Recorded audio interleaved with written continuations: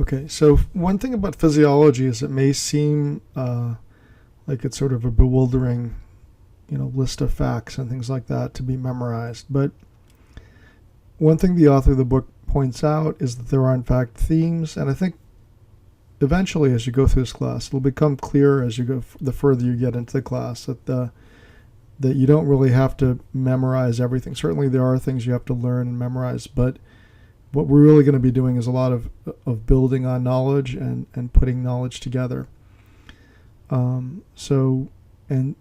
This really becomes more apparent as we get further into the class. But you'll see how multiple body systems integrate their function. So that's certainly a difficult but also interesting part of learning physiology. You'll also develop expertise in physiology, which you'll find is more than just simply memorizing facts and learning new terminology. And to help you with that, the author of the book does point out a few things that I think that are quite helpful. One is, as you're studying, think about structure and function. They're very closely related. At the molecular level, molecule's function depends on its structure and shape, and even a small change in the structure or shape can have a significant effect on function. A classic example of this phenomenon is the change in one amino acid of hemoglobin.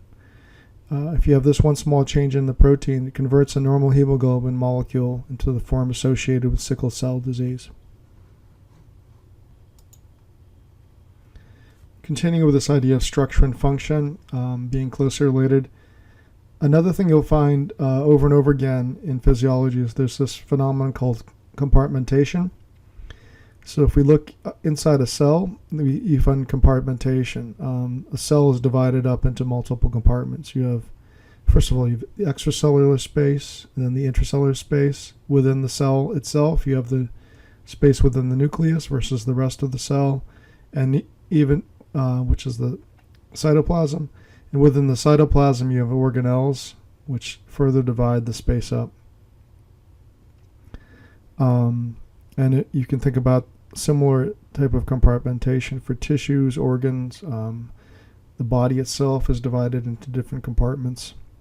And what this allows, this is very important functionally because it allows for different processes to occur in different compartments. So for example, you would find, for example, generation of ATP being associated with mitochondria. So there's a very specific function to mitochondria.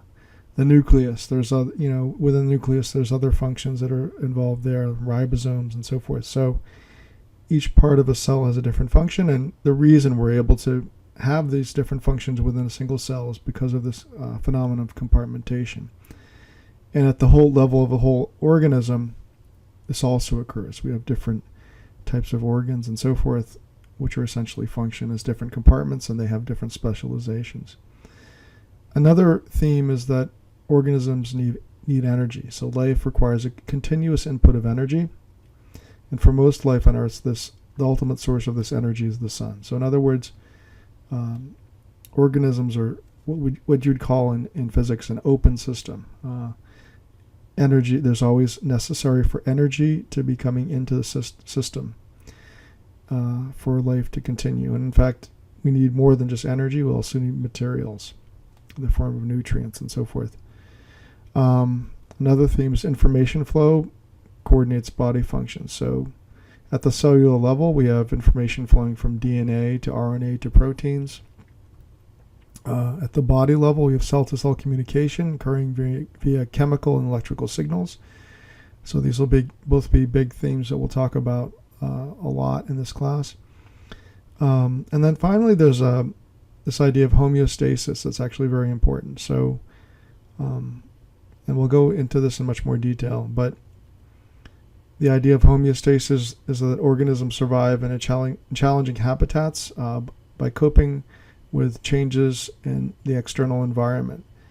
And what they're able to do is to keep their internal environment relatively stable. This ability is known as homeostasis, homeo meaning similar, and stasis meaning state or condition.